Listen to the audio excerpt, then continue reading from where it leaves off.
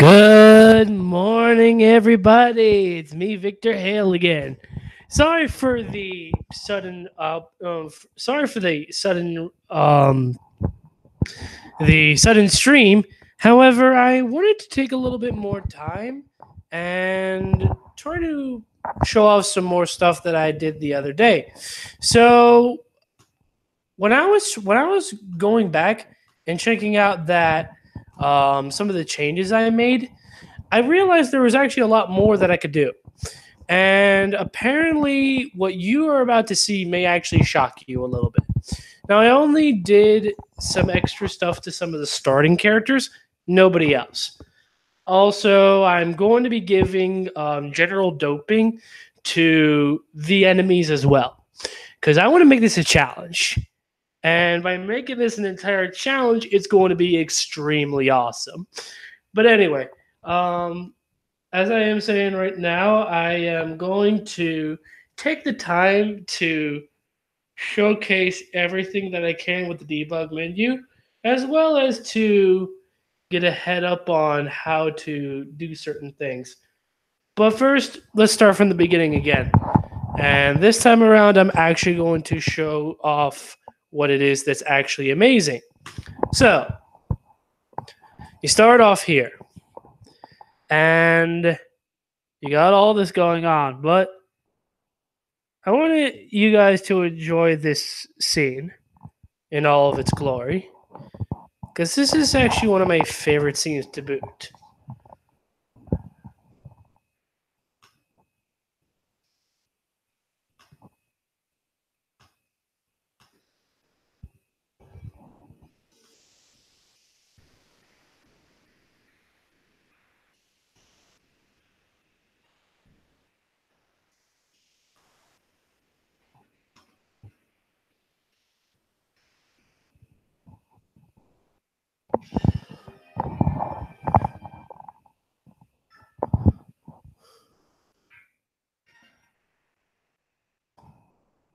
As I stated before, I'm just going to show this small little tidbit of something from the actual game itself as well. As I stated before, I'm just going to show this small little tidbit of something from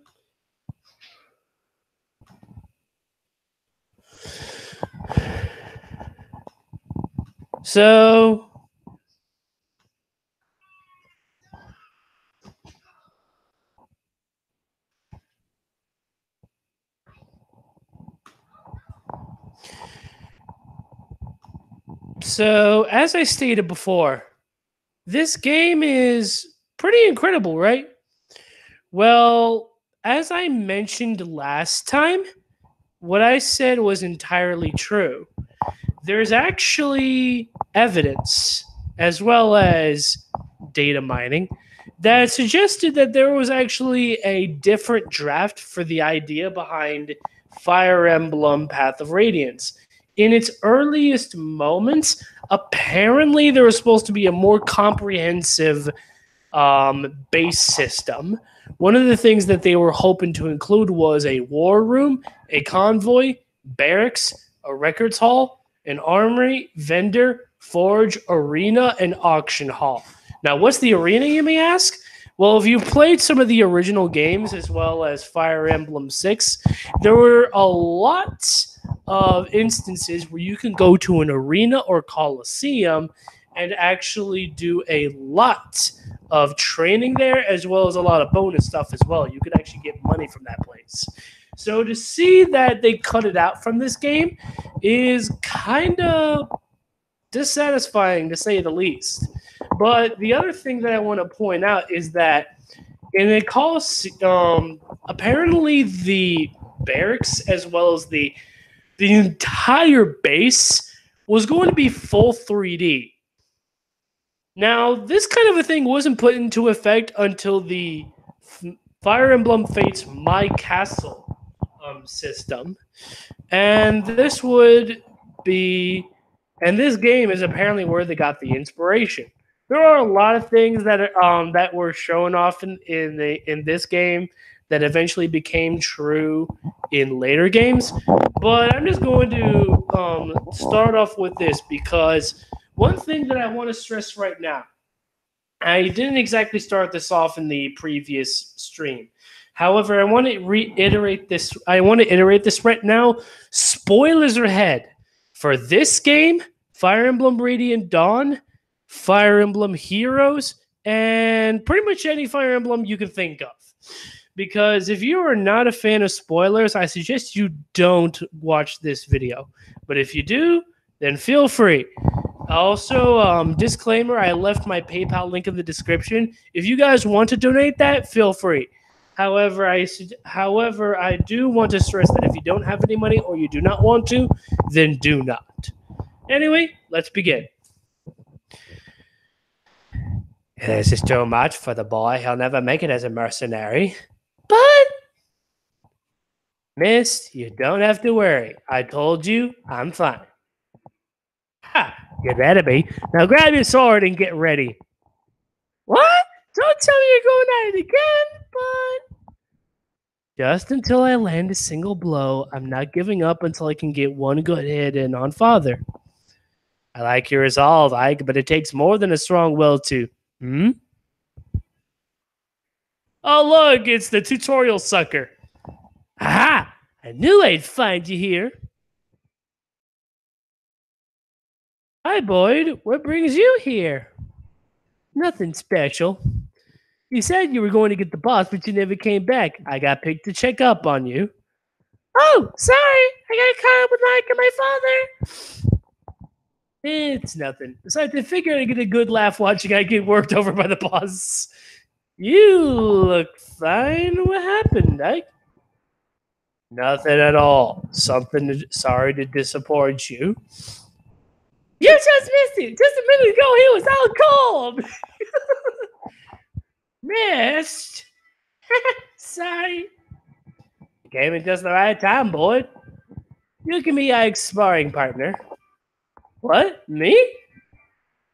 I'm beginning to think it would be better if he sparred with someone closer to his own skill. I understand. Thanks for your help, Boyd. I don't know about this closer to skill business, but I'm ready. I'm ready! Sorry, I couldn't resist. All right, I'm ready for you. Let's go.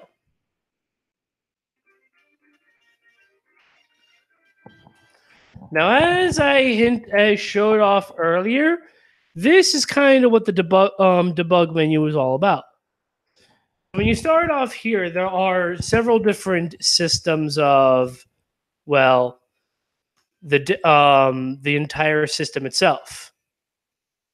So the first thing to note is the game section. The game section is just the game's features, including unit, game settings, terrain, this Japanese setting, which is open roof. Apparently when the cursor is on a visible building, it plays the door closing animation. Otherwise, it's grayed out and unselectable. The building, as of right now, is nothing. But when it's on certain objects on the map, it lets the object's file name and brings up a submenu to alter it. So this allows you to actually physically alter terrain. Convoy itself doesn't really do anything. All it really does is just labels how many items are in the convoy. Unit list doesn't do anything. However, I feel like this would have been like a list of units that appear on the screen right now. Bond, unfortunately, does nothing as well. As I said earlier, I honestly assumed that Bond could be something akin to maybe the supports, but nothing else for. Log doesn't seem anything either. However, if we're talking the game settings and maybe the game's coding, it might display the type of events / advanced coding or whatever that's being performed in the game. It's a log of all the stuff. Clear map does exactly what you think it does. So yeah, it auto clears the map for you. I'm not going to cheat like that, so I'm just going to show off some other things too. Game settings. Now, something I missed out on the earlier playthrough is that enemy, other, and partner. Right now they are CP, but what does it do? It essentially assigns enemy, other, and partner units. Shows how many there are and the type of unit. Although there are three options for this one. The same goes for other and partner. I assume it's maybe something related to CPU or whatever, which basically means that they're not controlled by you right now. And maybe something else, like maybe the other and the partner are um, things that you can actually control aside from other. Turn one is, of course, the current turn. Event points. This is essentially the bonus experience. The funds, well, you can guess what that is. The total is basically what the event plus funds to make up the total. Chapter 1 or BM Map 01 is essentially the current chapter that we're on right now. Rank hard. Rank is essentially the difficulty. Level up, random or fixed. Essentially, in the normal random is how you played the first playthrough. If you decide to change it to fixed, it takes into consideration the bands that you currently have. So the bands that you have, like say the Knight's band, the Thief's band, the Mage band, the Archer's band, or whatever, it takes those into consideration and gives you fixed stat bonuses. However, it only does like a certain amount, and sometimes it's random. So yeah, number of playthroughs. It'll appear in this. It depends on how many games you've actually played. Yes, I actually have beaten this game about 16 times. However, it automatically goes to 16 when you enable a cheat that says extra, because it basically auto allows the units for Greil, Ashnard, Oliver, etc. Allows those guys in the trial map to essentially be used in the trial maps. Now, back to the tricky terrain. Unfortunately, it does nothing. However, it's probably a terrain checker or whatever, more in line with adjusting the terrain to make it something else or whatever. I'm not too sure about this one. I could be just making shit up, but let's go on to unit. General doping. That's basically I'm going to boost my stats to freaking maximum, and let's see how it goes. By hitting general dopamine, it basically auto boosts the stats that are on that character. I'm going to do the same to Boyd.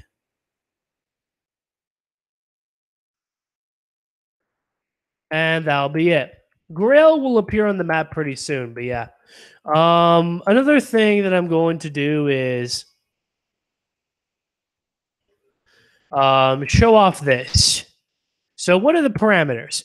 Parameters are essentially the level, the experience, the max amount of HP the unit has, aka what your stat currently is, the HP you have right now, which of course is 32 right now. So let's say, for example, I lost 10 health, you would probably have 50. Strength is, of course, the strength stat, the magic stat, skill stat, speed stat, luck stat, defense stat, resistance. Constitution is similar to weight. However, it's probably something that is probably the constitution of the character, while the weight is probably something else, because the constitution and the weight are either exactly the same or 1 or 2 points higher. This can be done with any character. Move is, of course, movement, how many spaces you can move. Beast is pretty interesting. I assume it's the gauge for Lagoos for how fast they are to turning into Lagoos. Hate is interesting right now. It doesn't do anything. However, it's essentially the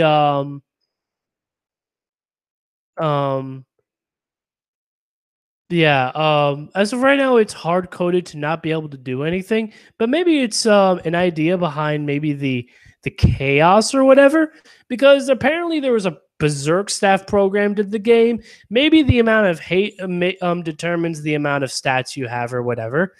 Now, BLT Constitution. This basically affects the biorhythm, and every time the unit engages in battle, it is increased by 1. The biorhythm state is advanced every 10 BTL constitution points. So essentially, it's an adjuster. While the biorhythm, is the current amount of biorhythm the character has. Weight, of course, well, you know what the weight is. Now, when we go down to conditions, you got poison, sleep, silent shock, and paralysis, as well as M shield and torch. This many absent things maybe is an idea that maybe there was going to be more, but I'm not going to go on to that. Instead, let's focus on the ones that we already have. Poison essentially decreases your stat, like let's say in Pokemon, where every step you took, you would essentially get lose health each turn. Same applies here. You when you get dealt with the poison curse or whatever, it essentially makes you lose health each turn. Sleep is essentially you fall asleep. You cannot move. You cannot do any action, etc. Silence is pretty interesting. It doesn't do paralysis. What it does is strike the unit that has its hold item that it's equipped right now. It basically unequips the item. So you could do this. So let's do an example for the end of the game. Let's say that I want to get Rexaura from the enemy. Rexaura is basically the S-ranked light magic tome. In this game, it doesn't play out like it does in the GBA games, so light has generic energy essentially. It isn't super effective against anything, and it certainly isn't disadvantage against another character. However, silence essentially makes that guy unequip the Rexaura. And if let's say you have a thief hit him, damage him, the guy will basically, instead of re-equipping his tome, he'll use his elixir. You can then have your thief, let's say it's Volk or Soth, and have them steal the item from the opponent. This can lead into a lot of really good stuff. So let's say, for example, I were to cheat and give like one of my starting characters a steal move. Basically steal the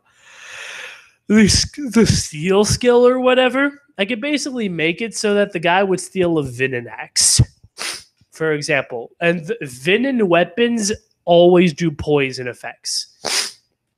Shock is, I'm not really sure what shock is. I assume that paralysis is like, you might know this from the bridge chapter in like chapter 19 or 20 or whatever.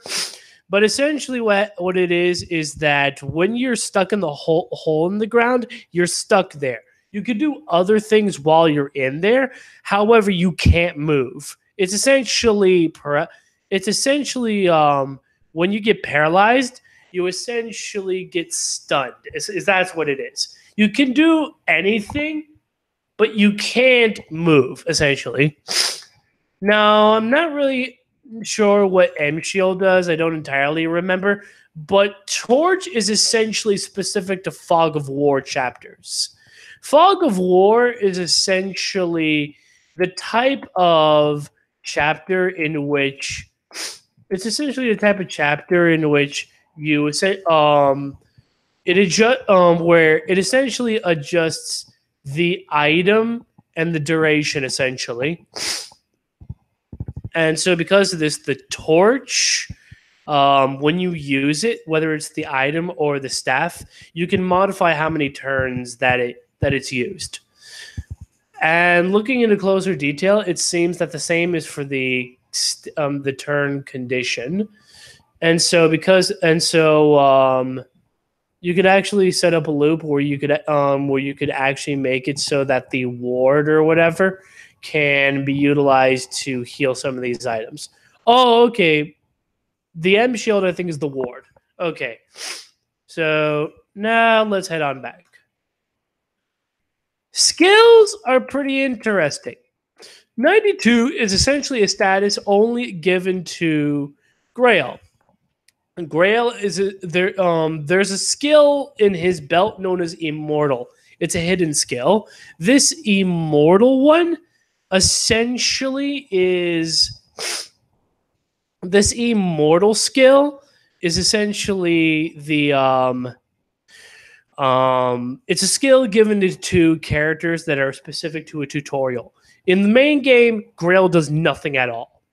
However, if you have Greil in your party, for example, he gets the skill Immortal, which means on a story basis, he stays in the game.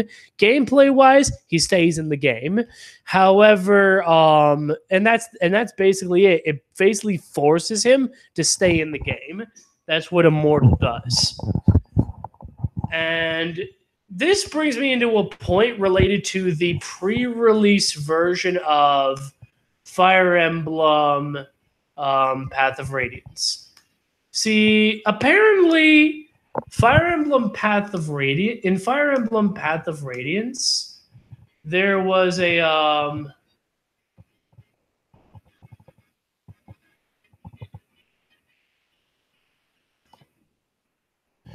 in making a Fire Emblem Path of Radiance, you actually find out that the story was going to be completely different than what you have right now.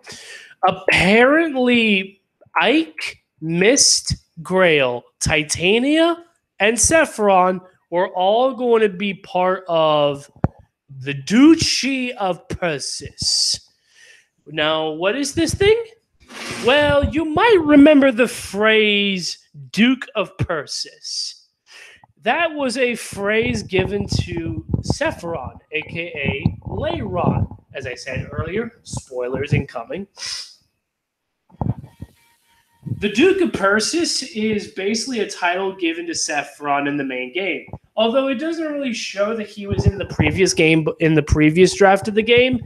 Essentially what happened was the Duke of Persis, aka the Land of Thebes, seems to imply that in this pre-release game or whatever, there was going to be a completely different system. Originally, Ike was going to be a lord, Grail was as well, and Titania was also going to be a lord. However, each of them was going to have a different kind of characteristic. So, Titania was supposed to have trained Ike, and Mist was apparently supposed to be a magical lord. Okay, here we go. In Titania's case, she was apparently supposed to be a great knight. Great knight is essentially a person who can utilize lances and axes. Paladin in this case is kind of fitting because the same thing. But yeah, on to the next thing. See, essentially what happened, apparently what was supposed to happen was, by the time Ike was 12 years old, his father was apparently supposed to be charged with treason. The castle was supposed to be invaded, and because of this, the father was supposed to be killed. The mother goes missing, however. So unlike in this game, the mother was supposed to be going missing, implying that she might have been alive or captured. His father, Grail's subordinates, including Titania, flee the castle. But after 2 years, it is discovered that Titania and them make a mercenary group, and they were supposed to teach Ike the basics in warfare. By the time Ike is 17, he was supposed to engage in his first battle. So it's assumed that up until the 14 years of Ike's life, he was supposed to have he was supposed to be having a prologue set of chapters that would have allowed him to polish his skills. Then by the time he was 17, he would be grouped up with everyone else. Which is kind of accurate because I believe like Ike is pretty young when he is pretty young in this game as well. So yeah, it's pretty interesting too. There is a map associated with this, and it was supposed to show that the land of Persis was supposed to be in the main game. Anyway, so let's continue. What do I want to give you? Well, as all heroes go, let's give him ether. Why am I doing this? Simple. In this game, apparently what was supposed to happen was Ike was Ike and any hero units you have, the default occult skill was supposed to be ether.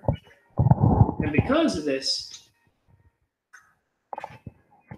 you have a unit with ether in it and not much else. Apparently, in the case of Ike and Grail, if let's say Grail was alive, then you could maybe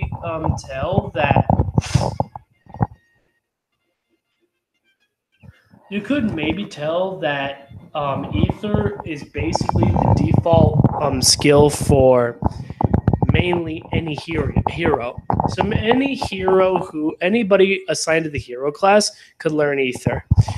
But yeah, that's about it. The other thing I actually want to talk about is something else that's in the debug menu right here. Weapon level.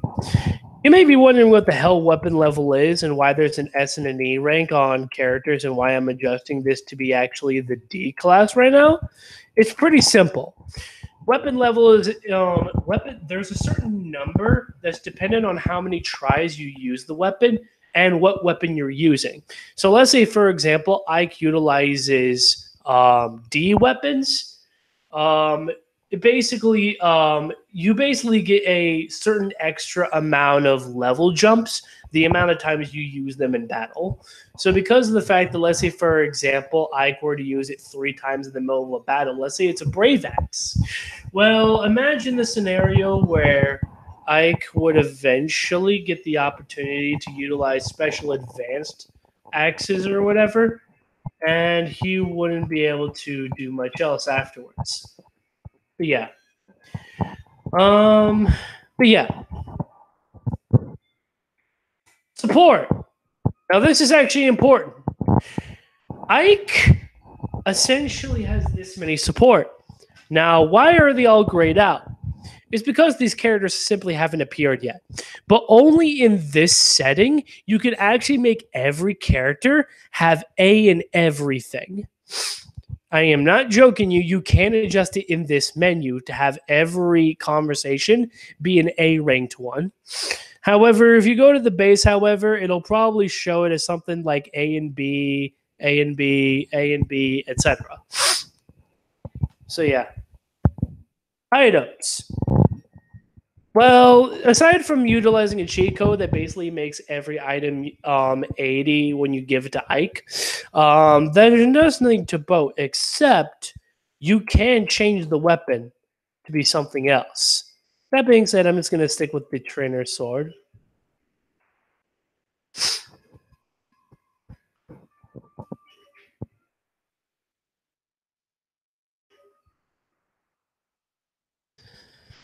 Oh yeah, that's another thing. Is pressing the start button shows you a screen on the map. Those little dots right there essentially are they're essentially the players that are currently on the field right now, whether it be enemies, units, etc.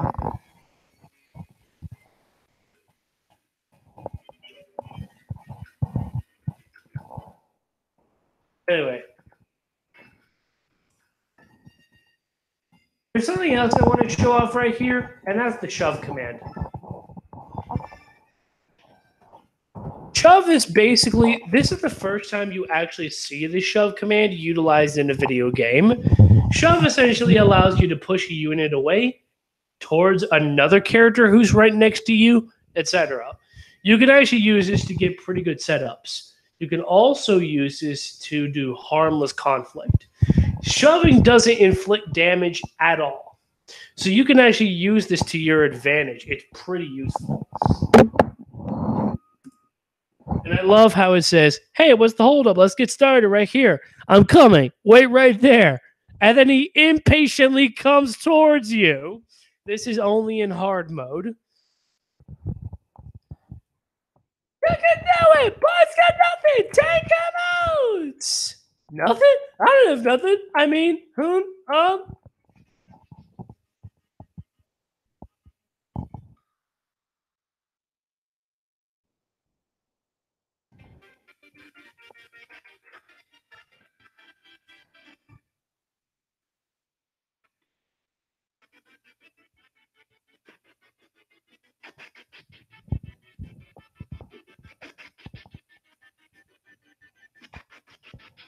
Boom.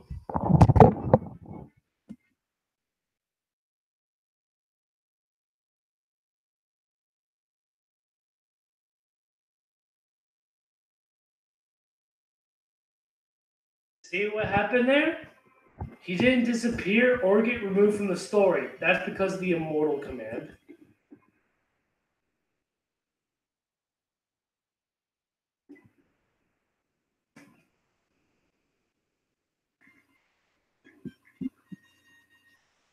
But yeah. The reason why, oh yeah, and I should note that these are two totally separate units. They actually have two totally different units when it comes to the tutorials. So yeah, just want to let you guys know about that as well. Now then, I'll go into more detail about something else as well, but let's continue.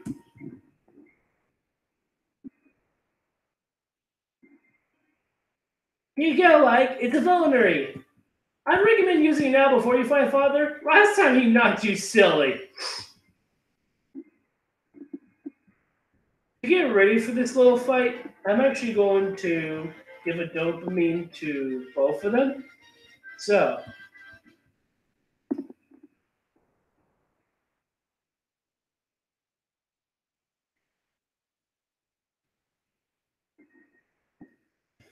here we go. Give him full health, as well as change the item to an elixir. I fully intended for this to happen, but also the other thing I want to talk about as well is this thing right here.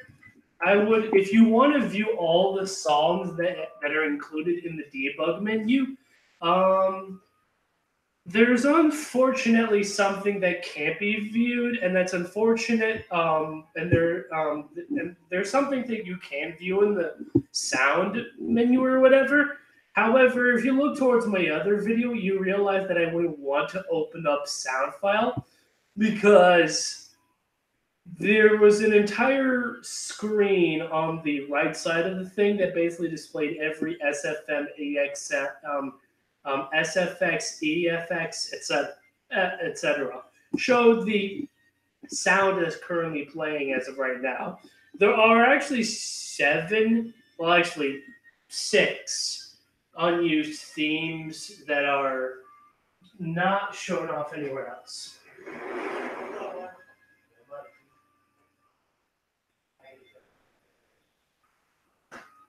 Have a good one.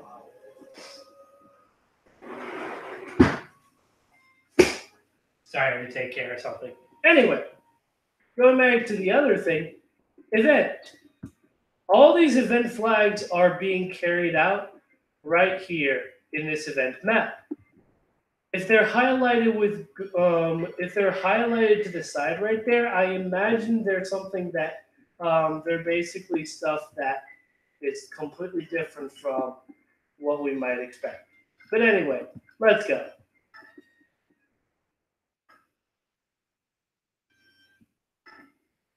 I'm gonna wait because there's some unique dialogue here. Okay, here we go. Get ready, Ike. Here I come.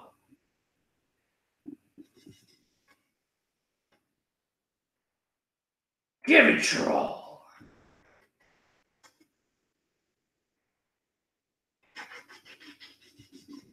Ugh.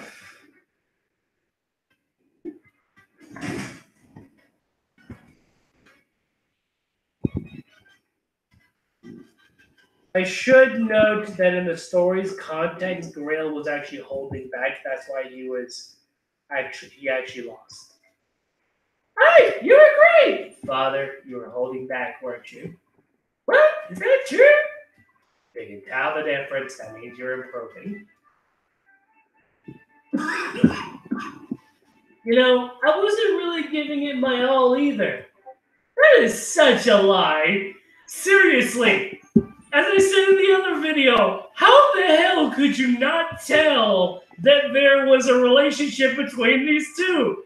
You started off snarky and then eventually grew to admiration. Seriously. If you couldn't tell just by this interaction that they were eventually going to have a relationship, I feel sorry for you. So father, does that mean you finally admit that I'm ready? What? You what? What? To join the company? Take on a job? Yeah, I mean, Boyd's already there on the battlefield. I'm ready. I'm tired of being a trainee. Listen, the difference between you and me is that I'm a professional. A professional who just got beat. Oh, ooh, the season. Oh my god. That was just random chance. Oh my god. Oh boy, you are such a loser. You've got a point, Ike. All right, tomorrow will be your first day as a full-fledged mercenary. Really? But if you think it's too much, you're back to trainee status. You better work hard. No problem. Watch. I'll catch up to everyone in no time. And if you played Fire Emblem Path of Radiance, you know he excels every one of them. Well, let's see. We better be heading back to the fort. Everyone's waiting.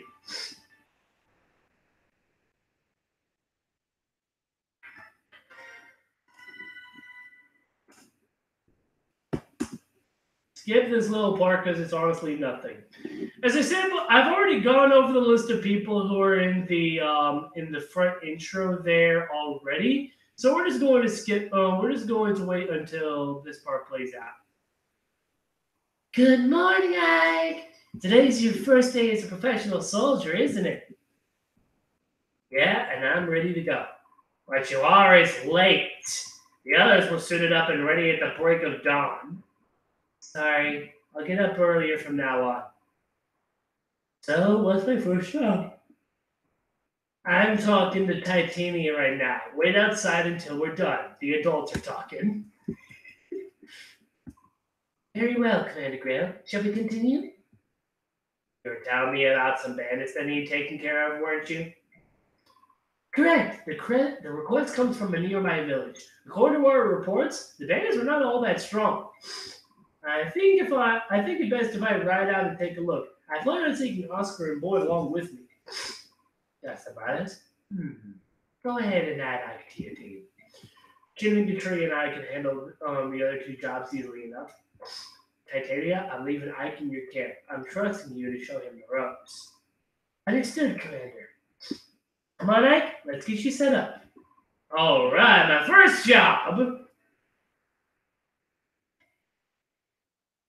Don't forget about me. I'm ready for action. Is that so, boy? Not today, it isn't. As of today, I'm going to be the absolute model of perfection. Or stupidity. I need to set a good example for Ike. I'll take your word for it. Your first campaign at last. I know you've wanted this for a while. Are you nervous, Ike? I think I was more nervous last night. I could hardly sleep. This morning, I'm feeling pretty good. It's the calm before the storm. You should try to relax. You're not going to be out there alone. Yeah, you're right. All right, everyone ready? Let's go.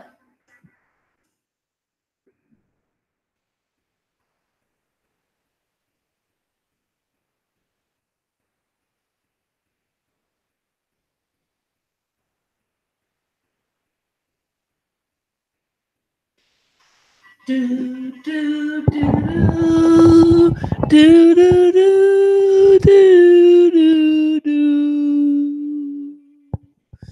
do do do do do do do do do do do do. Ike, listen up. All this stuff is old news to me, but I can give a rookie like you some tips. First off, don't let yourself get worked up and jump in front of everybody. You'll just end up getting hurt. Don't try to do much. Don't try to do too much, Ike. When things get dangerous, you can and should rely on us. As long as you watch how the enemy moves carefully, you'll be fine. Think of this as a training mission. I'll do that. Oscar, Boyd, thanks for your help. Don't mention it. Just sit back and watch how a professional handles things. Enough chit chat, you three. We've got work to do. I should note something that can only happen in the American release. Apparently, I guess it's the way to make the game easier. They gave Ike 4 fucking swords. I guess this game was promoting. I guess this game was trying so hard to promote Four Swords Adventures. Only kidding though. Anyway, so what kind of stuff did I give to pretty much these guys right here? Well, check it out. C rank and all of these motherfuckers. So you may be asking yourself why I've done this. The reason why is because I wanted to give these guys a good head start. Because canonically speaking, you would probably expect a guy like Oscar to already be advanced. Because apparently, according to Kieran, he was discharged from the Royal Knights. So you might expect him to be a little bit better than pretty much Boyd or Rolf at this point, especially Rolf. But Oscar here is pretty much good from the start to have a C class, and Kieran might have like a B class. But at the same time, he might as well just be a C class because Kieran and him are rivals, and therefore they both have an advantage and a disadvantage against each other. Anyway, I'm going to be changing up the weapon a little bit instead of having an iron lance. I'm thinking of giving him maybe some kind of some really good spear, probably a killer lance. But yeah. Now, the reason I gave Titania a pole axe and a tomahawk is because of Fire Emblem Heroes, actually. In Fire Emblem Heroes, she has a skill known as the Draconic Poleaxe. It's a skill that basically allows, it's basically a skill / weapon that essentially does really good damage to your opponents. And because of that, she should be getting a poleaxe from the start. The other reason is because, well, mainly her history. See, it seems like when you have lances right there and axes right there, they were maybe thinking of making her a lance knight at first, but then decided to give her axes and make that her main choice of weapon. Because in the canonical sense, she was probably an axe user from the beginning. But on the other hand, switching it up like that makes it so that she would have a better class arrangement with axes than with lances. But I give her a pre-promote. She might have been one of the earliest characters they were working on. But yeah. Now on to Boyd. If Boyd is going to be ready for these guys, I imagine him being C ranked. Reason why is because he's definitely better than Rolf, but he's not as good as Oscar, for example. However, if you've played Fire Emblem Radiant Dawn, he always utilizes a poleaxe, so to speak. Like always in the cutscene animation when they rescue Lucia, Boyd always has a poleaxe that he uses on all those knights. So it makes sense for him to utilize that weapon because it's probably the most canonical weapon he has. So yeah. I'm going to give this time to make Ike have 2 swords and 1 axe. And the other one I'll give to Boyd, and that one will essentially be a different kind of axe. Because Boyd having a pole axe is pretty much canonical at this point, and Boyd might as well at this point also have a dull weapon that is good for him or whatever. Probably just to steal that. Probably just an iron axe. But yeah, I am going to give them a general doping, however, but I'm also going to give the enemies a general doping so they can be really challenging for these guys. However, I am not going to change their levels. Unlike with Ike, where he's at level 19, I want him to earn that 20 XP or whatever to get his thing. However, he's not really going to be shown off except for one thing. I'm going to show him what I'm going to show what a Venom Axe can actually do. So yeah. Anyway, let's begin.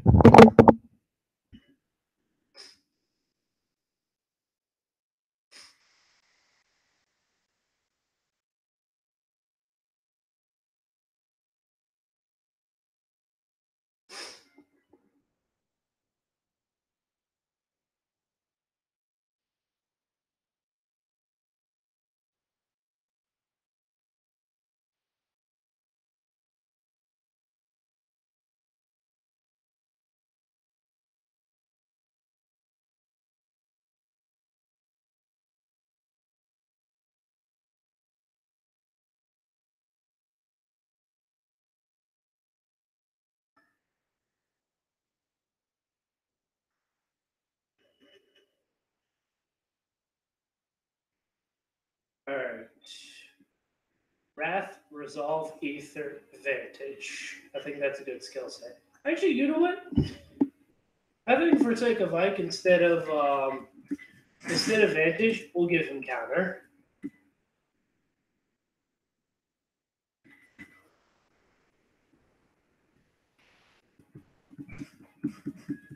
So yeah. Alrighty. So Resolve, and as I said before, we're also going to give him. Actually, let's check. Okay, so it's still 40. Very well.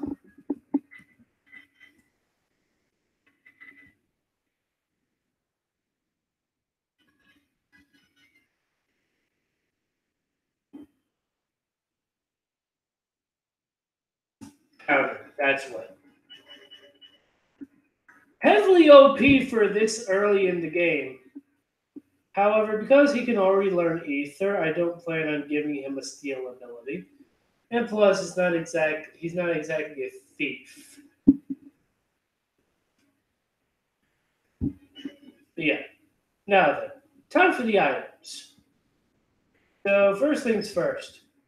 I think for the sake of hero mode here, you should at least have a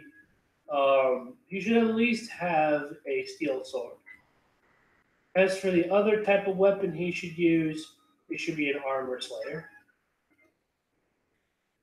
As for the type of axe I'm going to give him is the venom axe. Actually, you know what?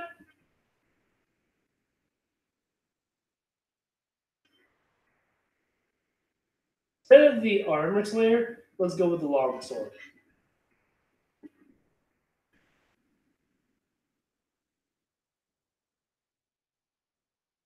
Okay, venom axe, and then from here we'll get the steel axe.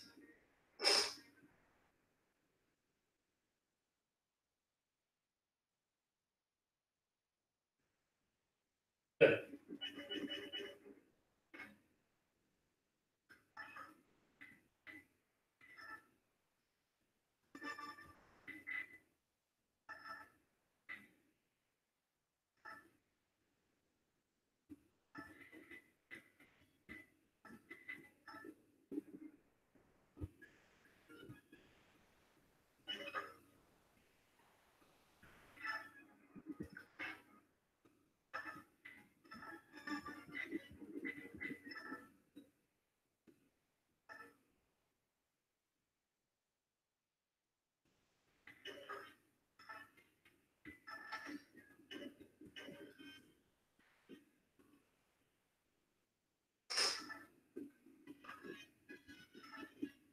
Let's give him a general doping. Give these guys a general doping.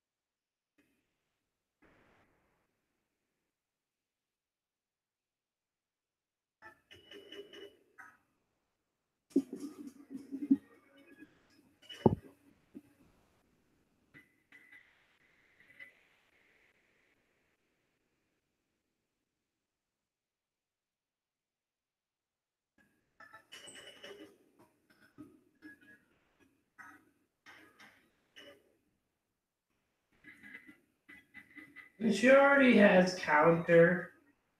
Vantage could work. As well as soul.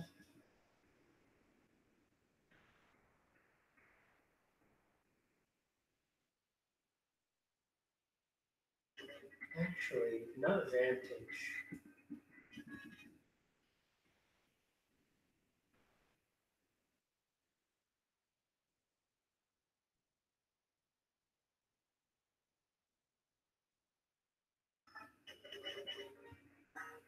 Okay, good.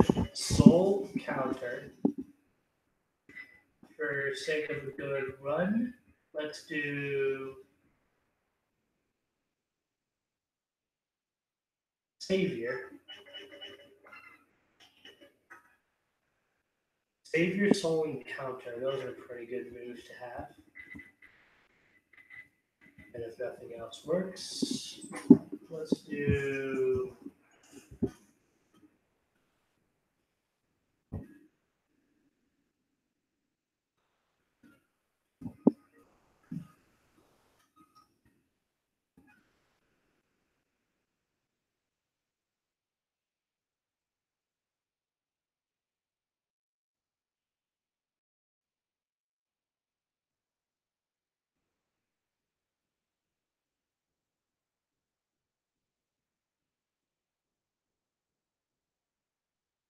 fuck it, we can do Vantage, but on the other hand, I think she's good as is, honestly, because this is probably good enough for her.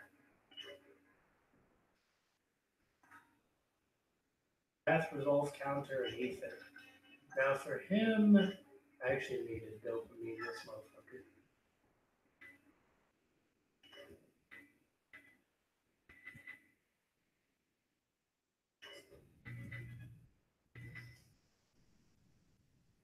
For you, we're definitely going for Savior,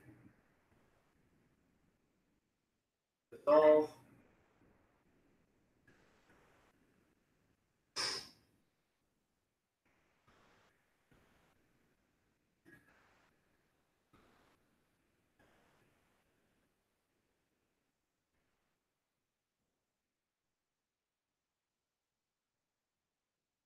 Path.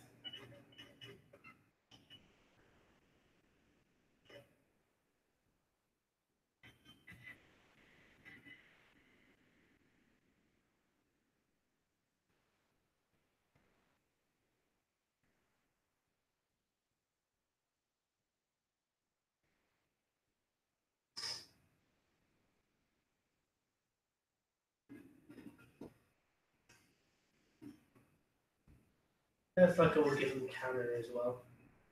I mean, if you play Super Smash Bros., you know that pretty much any Fire Emblem character is going to have a counter, except for Robin. Alright. Oh yeah, I almost forgot I need to change the item that he currently has.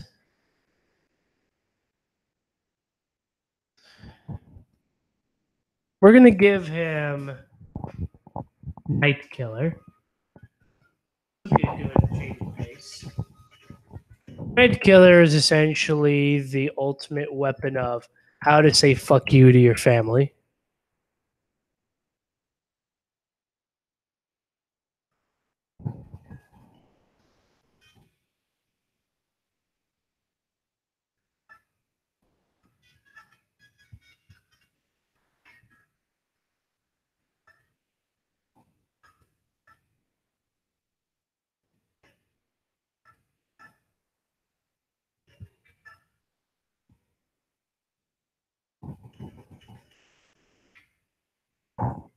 Yeah.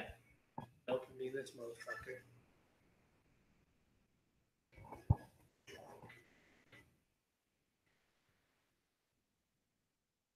She really doesn't need any EXP, honestly. And she's already a pre-promote. So you might as well not use her, even though she's technically a Jagan type.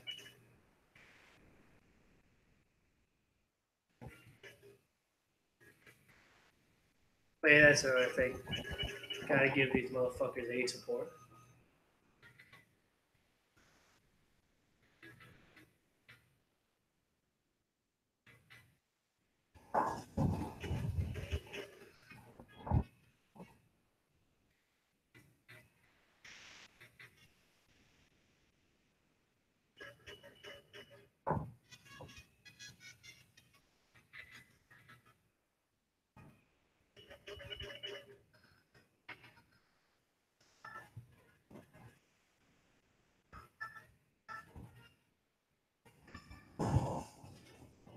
Not as easy as everyone thought.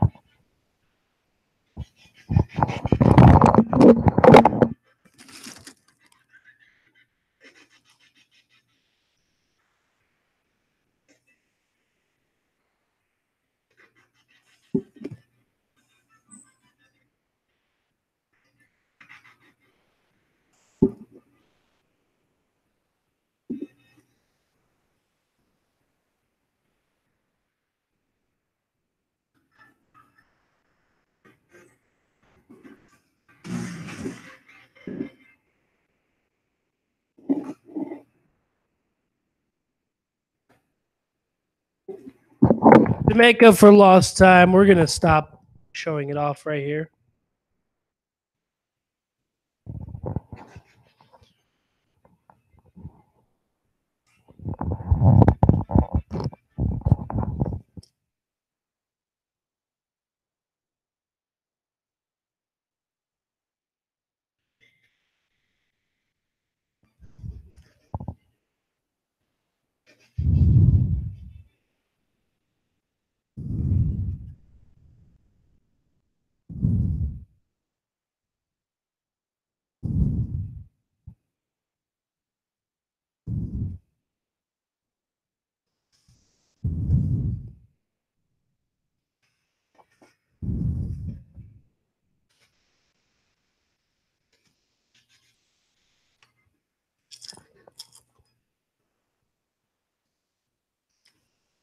See what I mean when I say challenging? It's not as easy as it was before.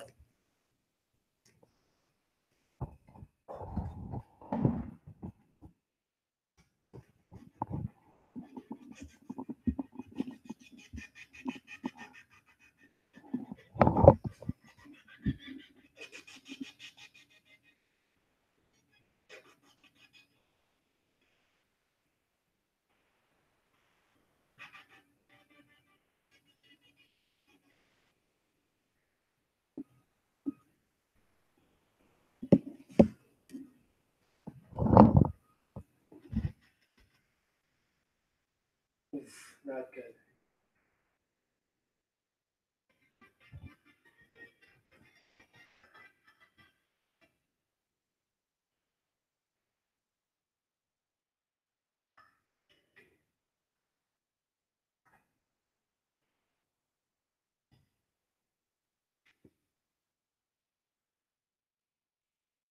Alrighty.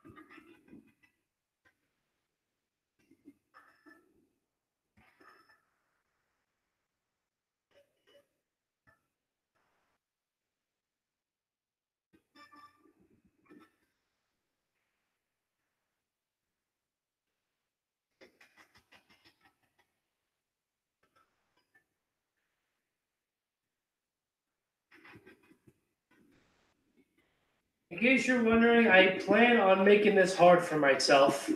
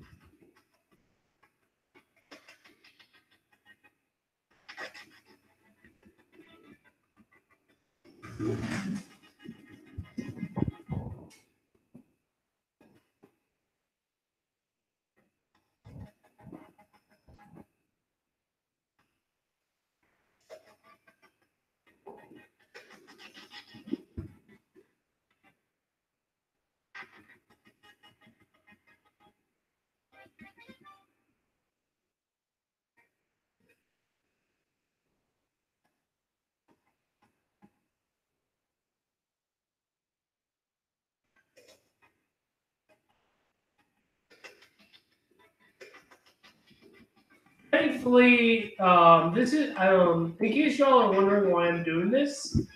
Essentially, giving the guys max stats is equivalent to a maniac mode of sorts. I'm doing this to make it challenging for myself instead of using cheats to only benefit myself. I want this to be as challenging as possible.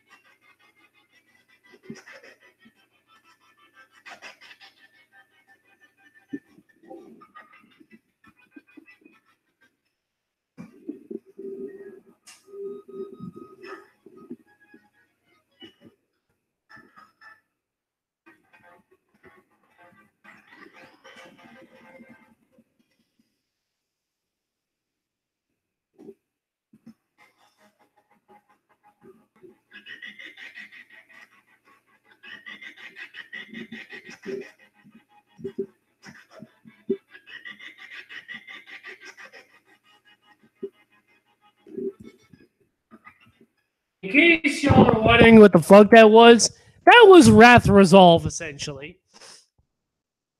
Watch and learn. Vantage, activate. Wrath Resolve, activate. Yeah, it's that awesome.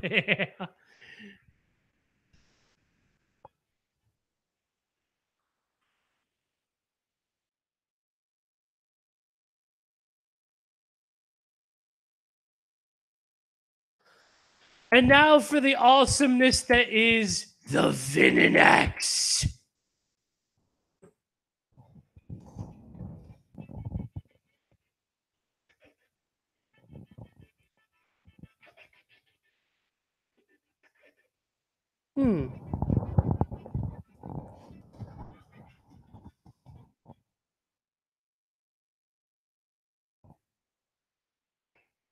Oh well.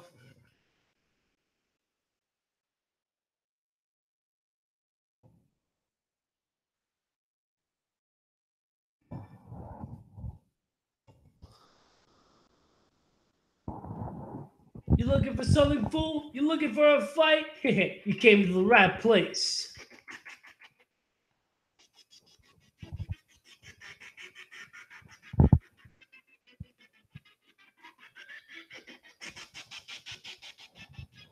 Ooh.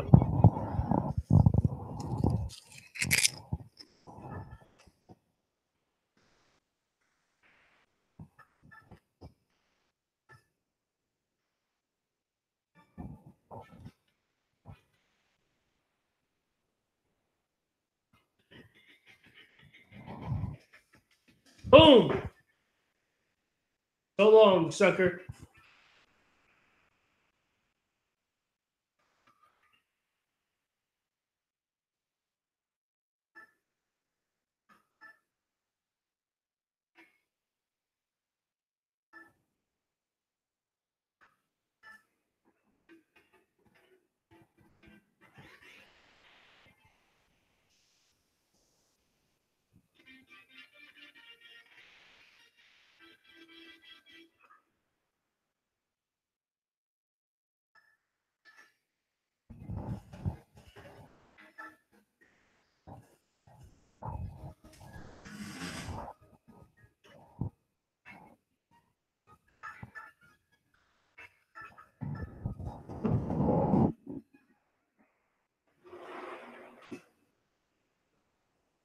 You get it yourself.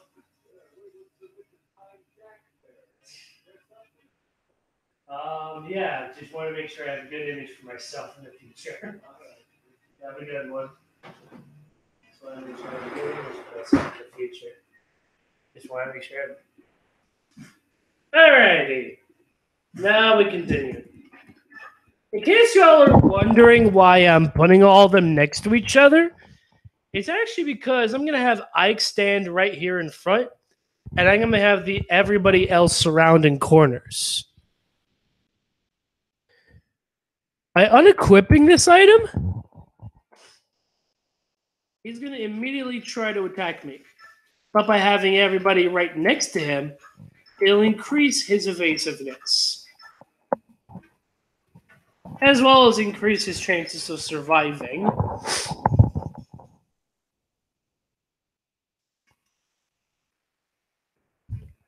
Hey, you're nothing but a boy. Well, every brat needs a beating now and then. Are you ready for it? Not today. If you want to run away, now's your chance. Imagine that. You sassing me. Don't that beat all?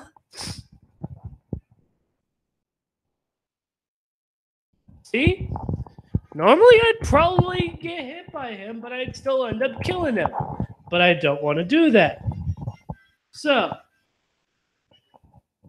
time for the beauty. Canonically speaking, Titania is the one who actually kills him.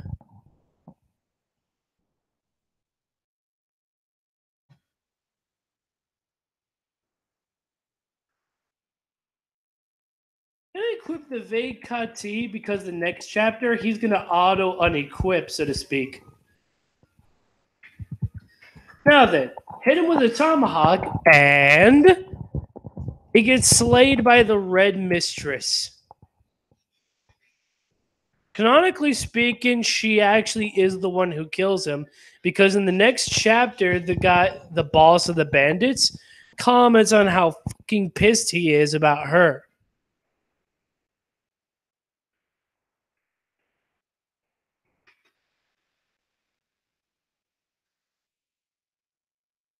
And now because she has an iron axe, she's pretty much good to go.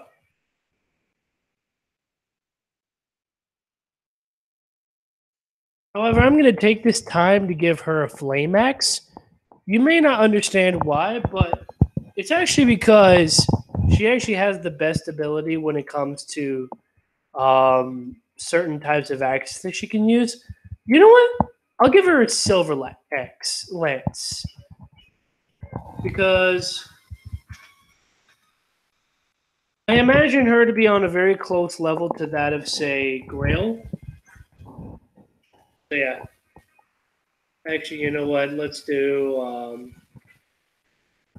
a different kind of lance. How about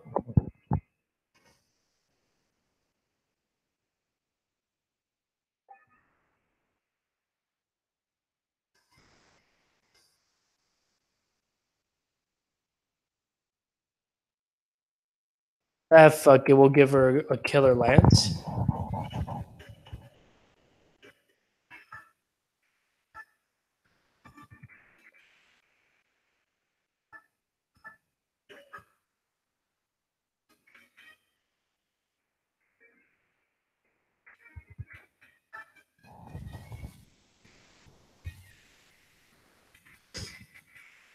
Fuck it. Let's change this.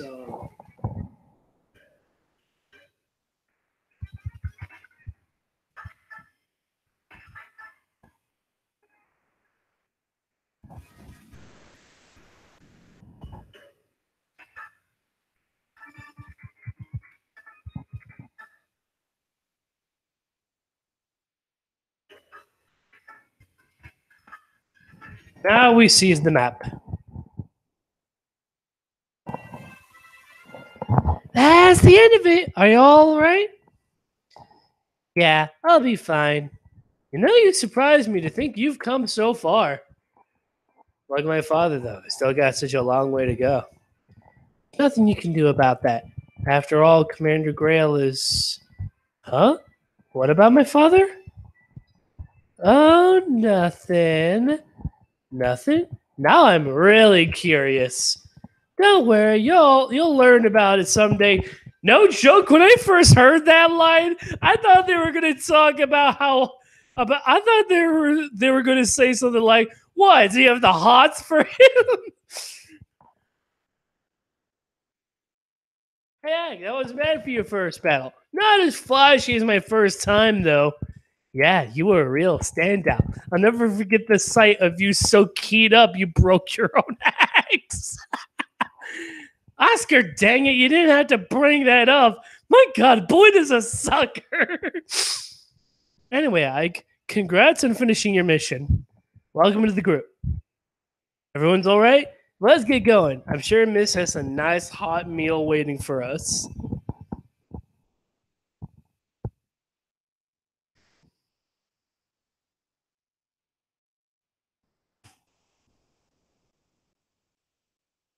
For anyone who's wondering about that guy right there is Riss, the village priest.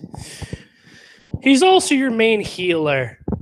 Now, he doesn't do entirely too well, but he's actually a really good priest. You might end up using him more than you use Mist.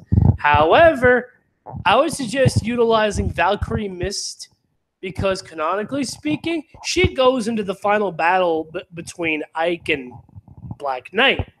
So you want her on the team. Also, fun fact, Mist actually has the power to utilize Ragnell. So technically speaking, she could wound his ass if you have a copy of Ragnell. Chris, are you well enough to be up? Yes, my fever's completely gone. Are you sure? You look a bit unsteady of your feet if you ask me. Huh? Well, I've been in bed for almost a week. I doubt anyone would be in top four, even you, my friend. I certainly hope that's all it is. In any case, until you're back at full speed, you won't be doing any work. We're mercenaries after all, and even the smallest lap invites death. Right, I know. My apologies to the rest of the team then. Looks like I'll be recuperating for a while longer. It's for the best. Take your time and get fully rested and restored. You are our sole staff wielder, Riss. The harder our work, the more we depend on you to be at our sides. Thank you for your kind words. Oh, by the way, the paper you've been carrying, is it a letter? I'd intended to go to town this afternoon. I can deliver it to you if you like. Oh no, this letter is for you, Titania. For me? Not more than a little while ago, I went out for a walk around the yard. A man I've never seen before came up to me and said, "Give this to the red tress knight." I'm curious. I wonder what it is. I imagine it's a thank you letter from Caldia or something to that effect. Oh no! How dare they! Titania, what's the matter? What did the letter say? Ritz, take the letter to Oscar and tell him to prepare our combat and wait for me. I have to go out for a minute or I lose my sanity. Oh, but Titania, I'll be right back. I'm counting on you. What on earth could that letter have said?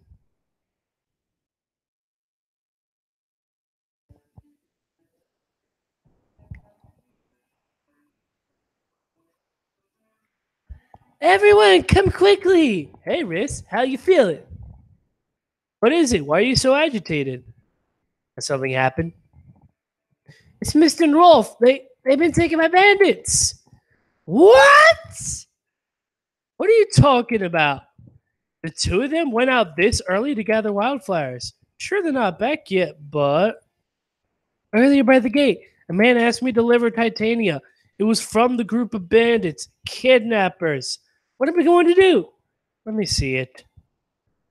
Oh, if only I'd known. He didn't seem like a bad person.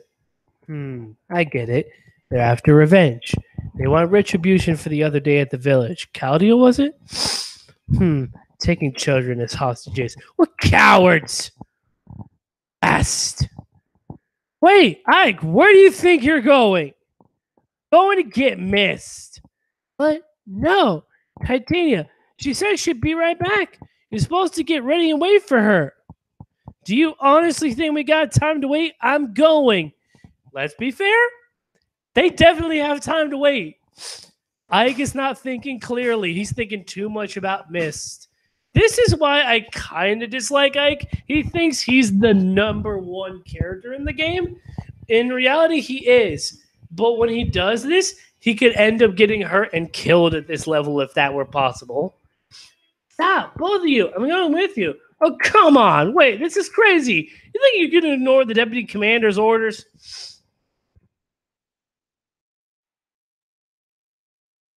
The road forks here. Well, which way do we go? How am I supposed to know that? Hold it. Are you saying you don't know where we're going? Unbelievable. You better learn a thing before you act, moron. Shut your mouth, Boyd.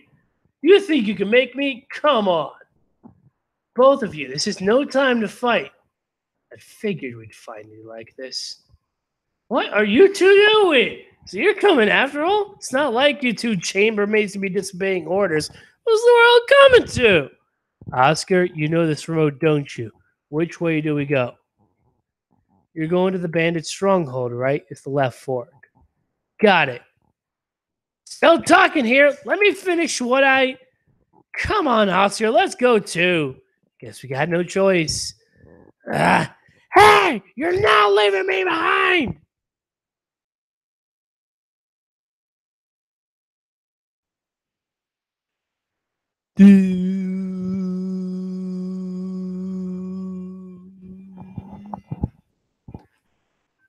So, you came, did you, boys? Is it just you then? You came alone? You seriously underestimate what we're capable of doing to you. Now, where's that snobby red haired wench you ride with? Titania's not here. It's just us. All I want to know right now is where Mist and Rolf are safe. Yeah, of course. We got them locked up safe and sound in that little shack back there. We got no problem with these brats. What we're after is a little revenge. We want the redhead and her pups, and that would be you boys. And hurry up and let those two go. We're here, aren't we? You've got no more reason to hold them. You're here, but Red ain't. We'll just keep the brats until she arrives. Dang it. If you're so impatient, I guess we could start by killing you, Webs. You're ready to die. Hey, come on out. It's time to play, lads.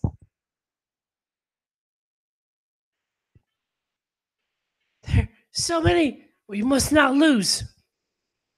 Riss, move to the rear. If anyone gets injured, we'll need you on hand with your staff. Understood. Take him, lads. Without the red-haired knight, they're no match for us.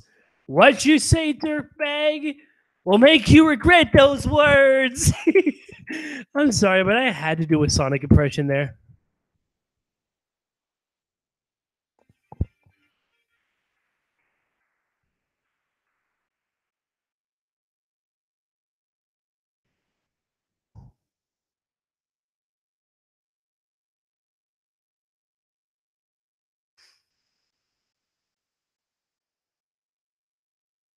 Okay.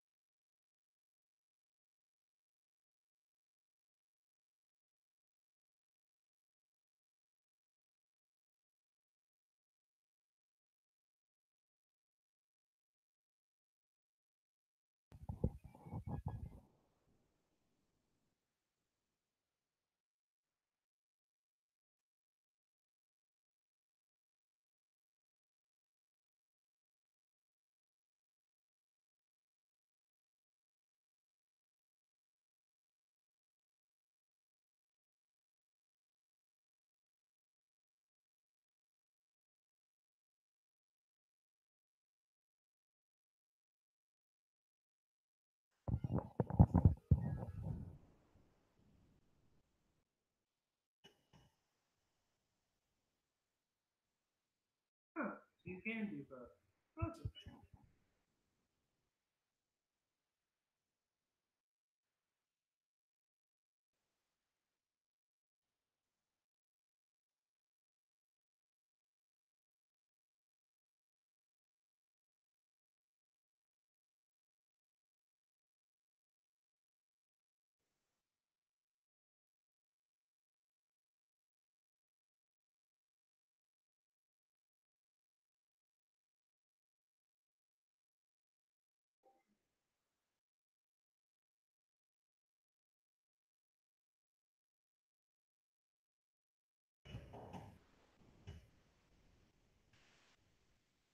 Heal miracle counter.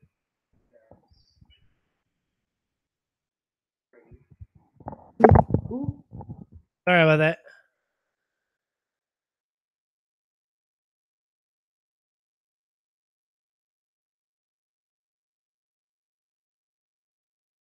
Cool.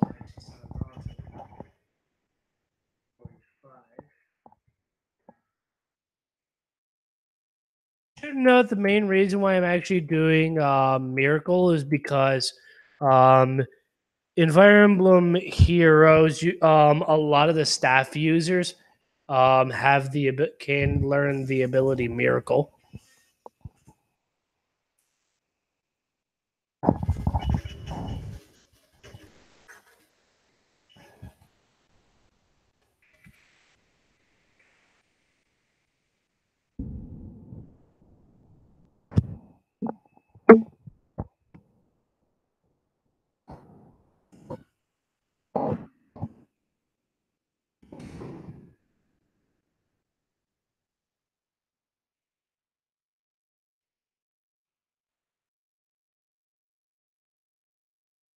Actually, shade would be a good idea.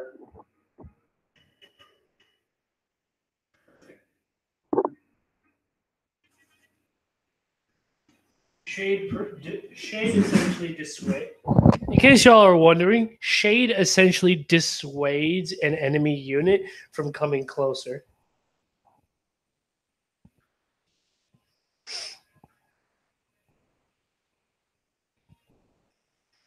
Now to show off all the perks.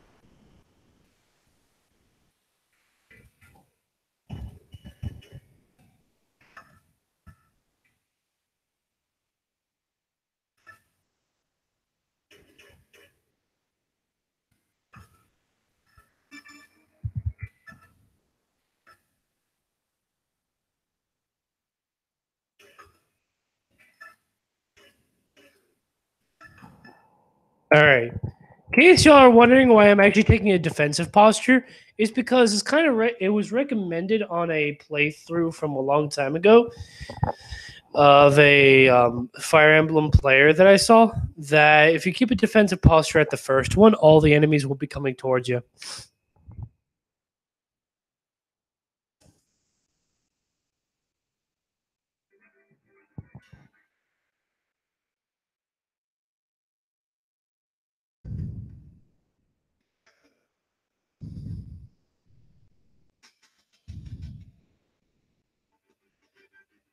Huh. So he has that animation too.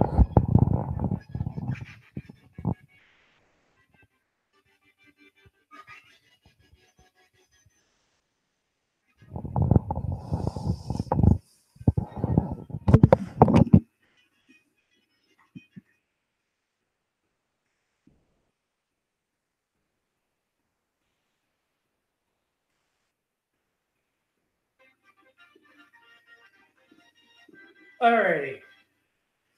I almost forgot to do this. I am a fucking idiot.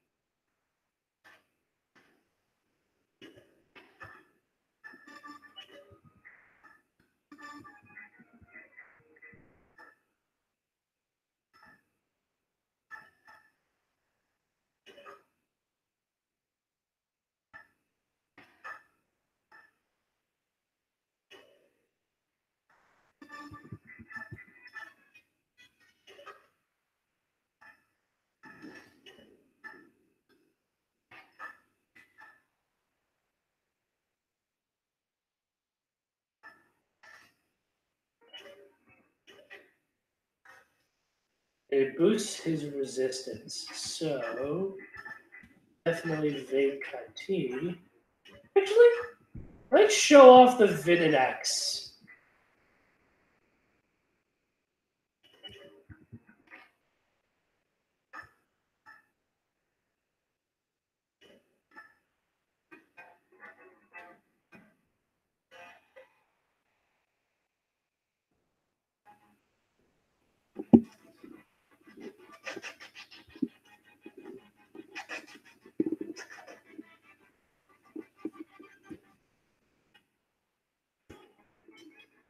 I said earlier I wanted to make this challenging because I don't want this to be too freaking easy.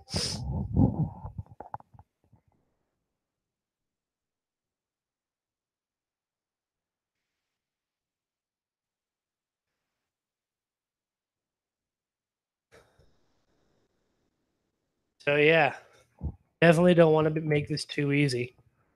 Oh yeah, now that we're on this chapter, I can discuss other things too.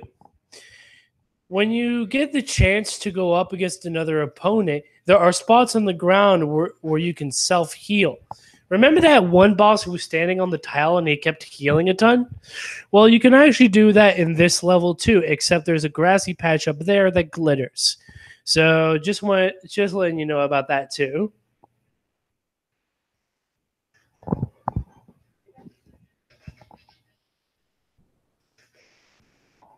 Ooh.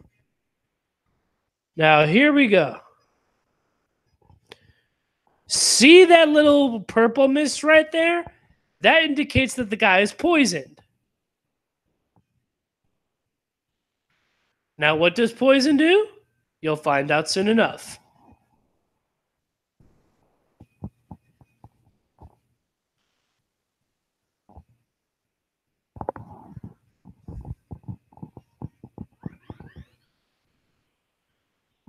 So, right there is a good spot. And that guy was heading to one as well, I guess.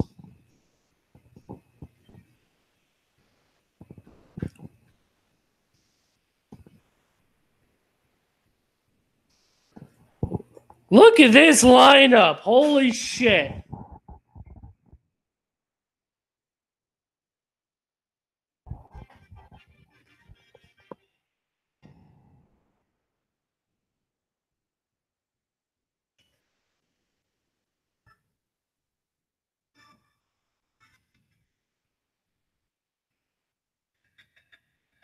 Now, here's Ether.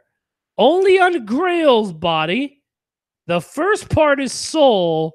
The second part is Luna.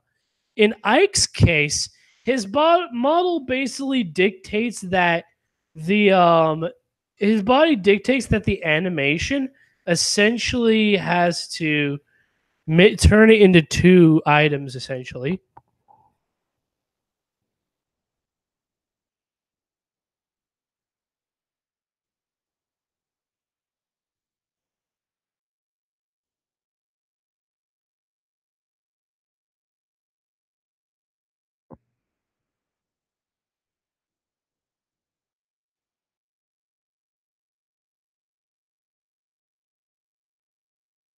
Where the hell is it? Where the hell is the freaking night ring?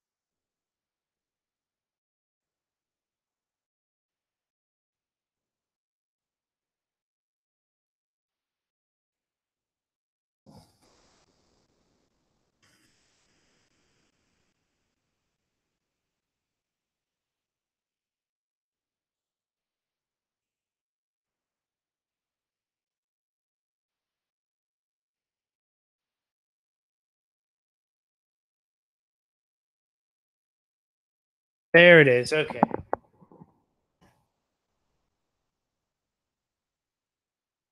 Okay.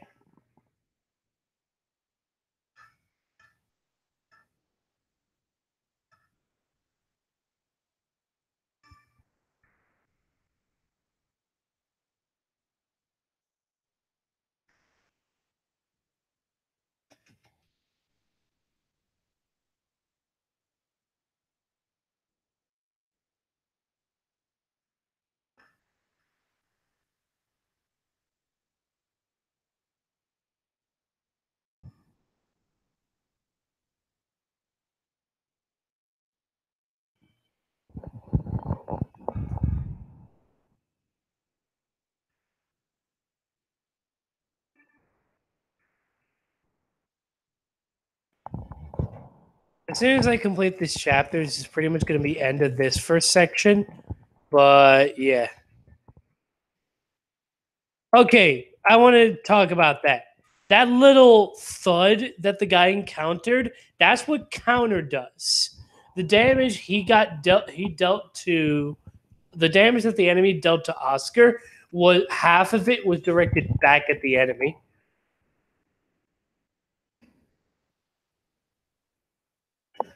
And now for the beauty.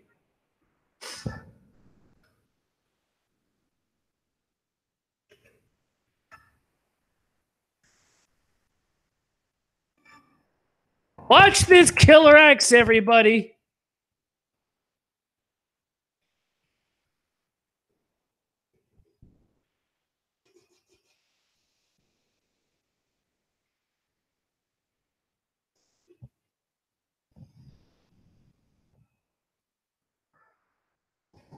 You're going to find out just how good that killer axe is.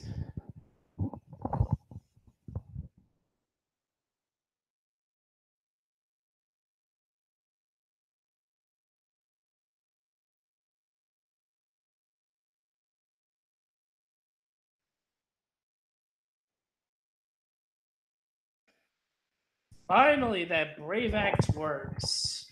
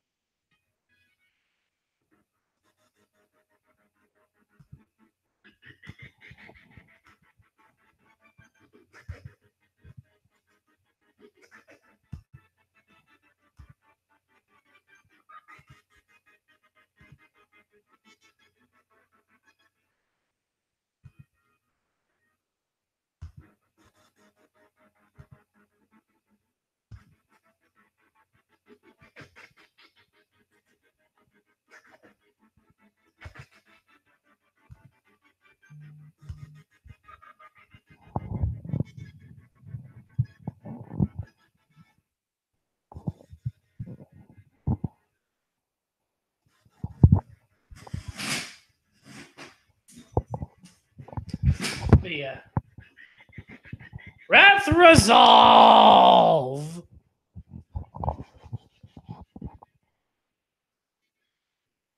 Resolve was overpowered in Path of Radiance, and God, I loved it.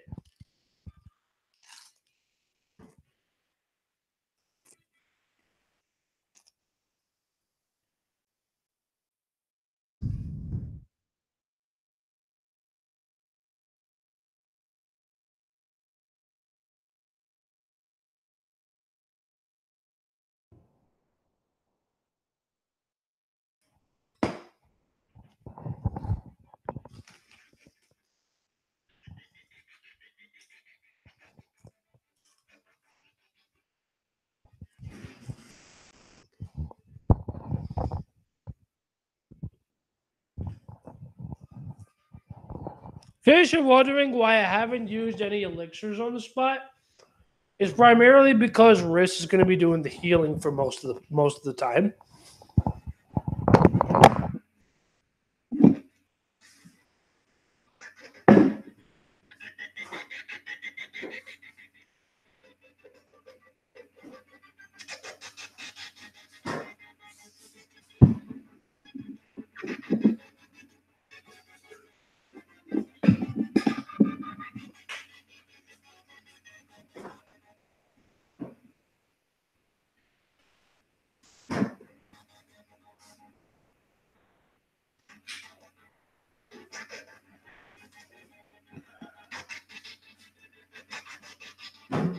Huh. You can definitely see how Ike was going to be utilized in this game based on the shit that the motherfucker does. Alrighty. I think now's a good time to get rid of the Venom weapon because he's good enough as is. And plus, I could just replace it altogether.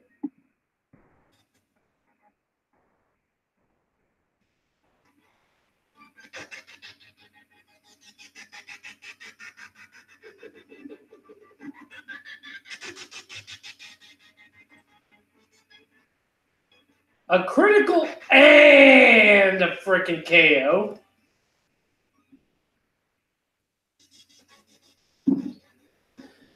Bye bye, sucker.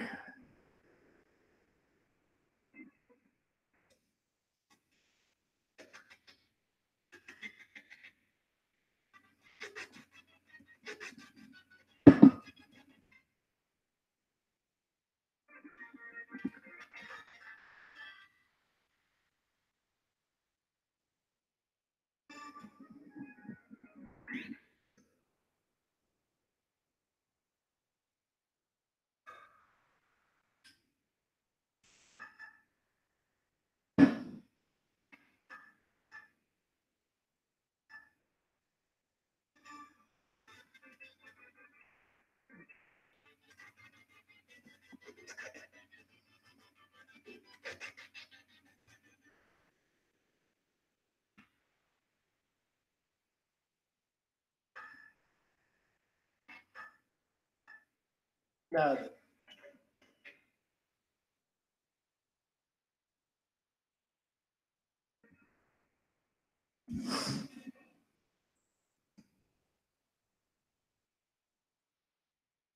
The dude already has a physics staff, so I'm actually going to give him the silence staff.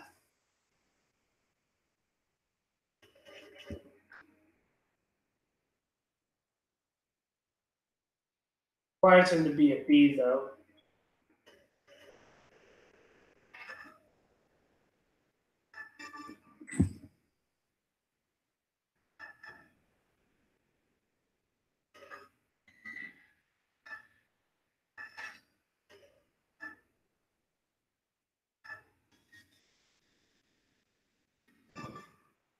Now check out the main weapon the guy uses.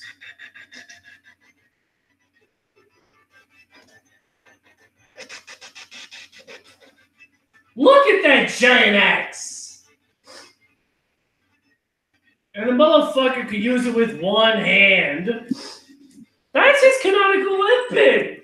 You do not mess with the great and berserk Greil. More on that eventually.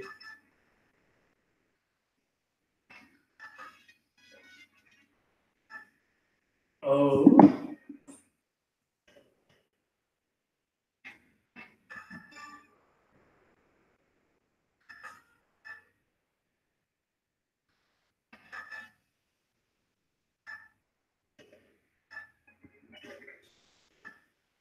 Tomahawk!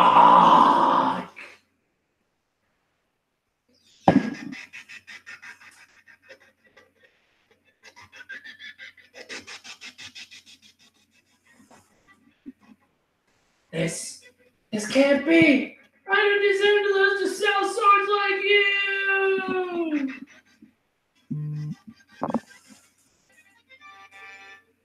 Speedwing! Y'all wondering what the fuck that is? Speedwing is essentially, well, actually, it's literally just a stat booster.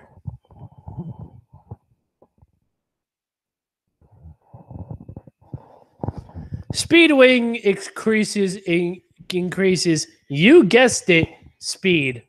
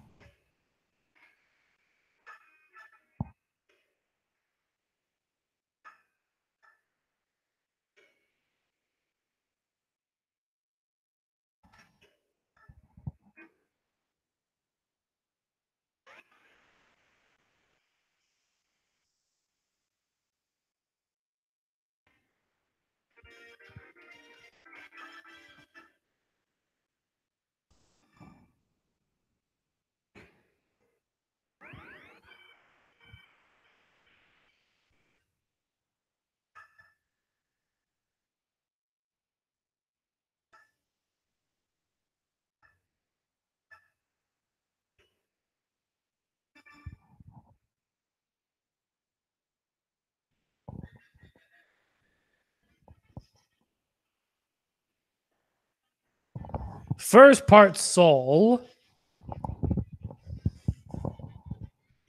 Second part Luna.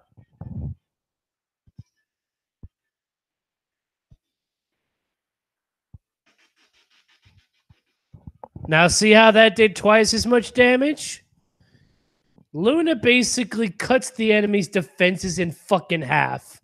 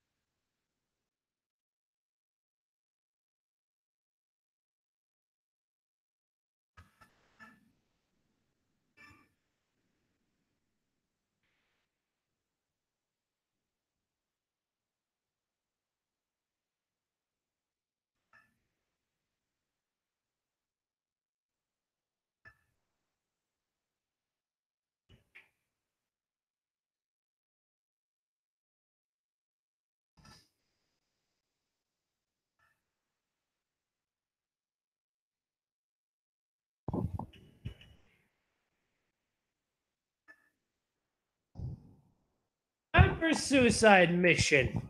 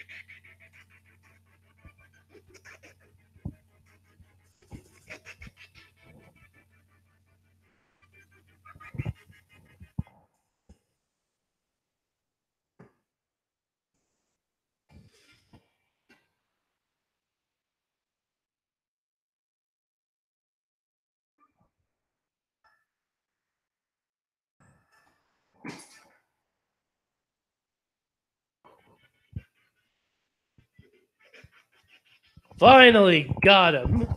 Jeez, it took a long time.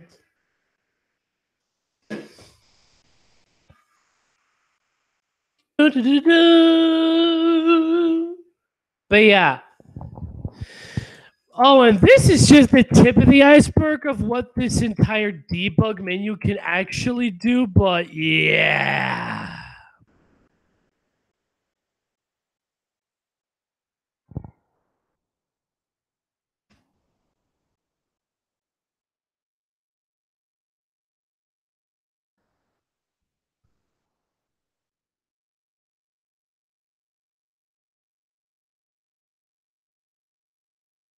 Lord Talma. Now, why are we here? Reason why is this is our game's first entrance to pirates. That's the pirate ship in question. Aye, they sailed into a port a few days ago and been causing trouble ever since. I pray that you and your comrades can drive them away safely. Did I just say Did I just say safely? God damn it. I understand. We'll do all we can. Feather and sea scum is like shooting apples off of a tree. Let's do the job and get out of here. Oh, Deputy Commander, you want standard thunder and lightning maneuvers here? Thunder and lightning? Yeah, I crash into them like thunder and Shinnon rains arrows down on them like lightning. Sounds good. What should I do? Let's hold back and let Shinnon get Tree soften them up. Once they've whittled down the numbers, we'll rush the ship and wipe out whatever's left.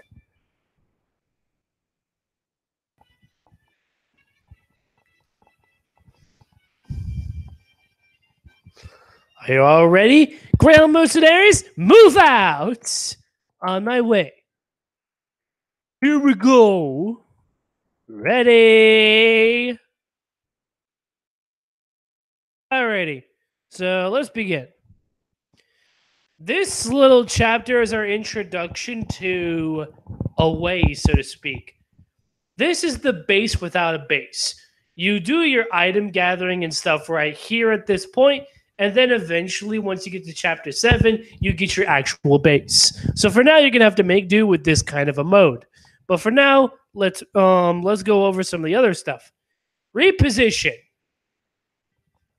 You can rearrange the units to be like this. Link is going to be his default place.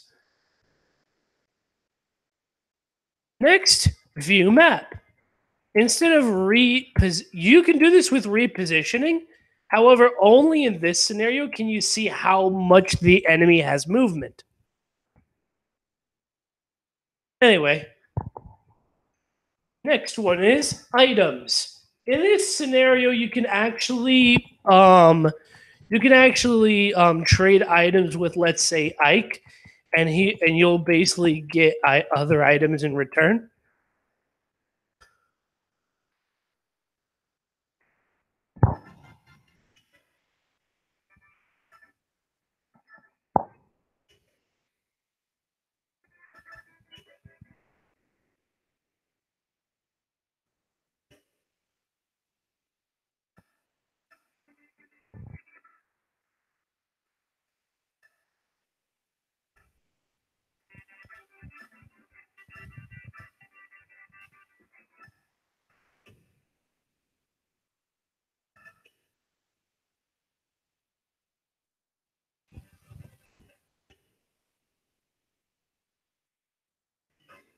Next is conditions. This is the same as pressing the start button when you're in the middle of the gameplay. Options? No. I'm actually going to keep the animations off because it's getting really, really slow. Normal camera. Game speed? I want to adjust that really quick. I wanted to get this off at the beginning. However, because of the fact that I was using the debug menu, I couldn't adjust it until just now. So, fair warning. Bonus EXP display appears at the end of the chapter. Shows how much bonus experience you've gained in that chapter.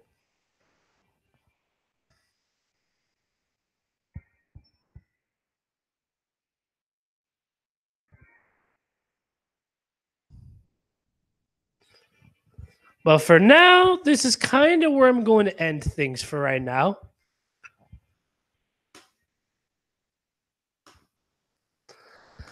Because I have to get going, and the other reason is because, as I said earlier, I kind of wanted the stream to end by the end of the last chapter, because this playthrough series is pretty much going to be going on until basically Sunday. And I'm going to try as much as I can to get another playthrough series like this again. However, if I do this at school, I'll probably barely be talking. I'll mostly be giving a detailed description of it in the description below. So, in case you didn't like me rambling on a lot, don't worry. I won't be talking as much. if I can get a collab on here, it's hopefully going to be with some really big Fire Emblem players or really big other mediums, etc. So that's about it. So I hope you like this playthrough, and if you decide that you want to, donate, because I'm hoping in the future to either get enough money so that I can pay for taxes, enough money so that I can pay for college. Maybe in the future, I'm also gonna hopefully endeavor to get some really good computer equipment. And I would really appreciate it if you guys would help me do that. Because I eventually don't want to use the laptop I'm currently doing, and I want to be able to do some really good video editing because that is my ambition as of right now. Unfortunately, though, I live in a situation where I can't really show this off with, let's say, people at work or my family. Because if they found out that I was doing this, I'd be in pretty big trouble. It's part of the reason why I actually couldn't do live streams as often as I used to. So yeah. The other thing is, if you liked some of the content that you might have heard in this playthrough, go check out BigKlingy. He's been a big help with some of the information that I've had, including some of the stuff about the making of Path of Radiance. And don't forget to check out the Serenus Forest website. They have a lot of info regarding this game, and it's pretty amazing. Anyway, once again, it's me, Victor Hale, and I hope y'all have a lovely day.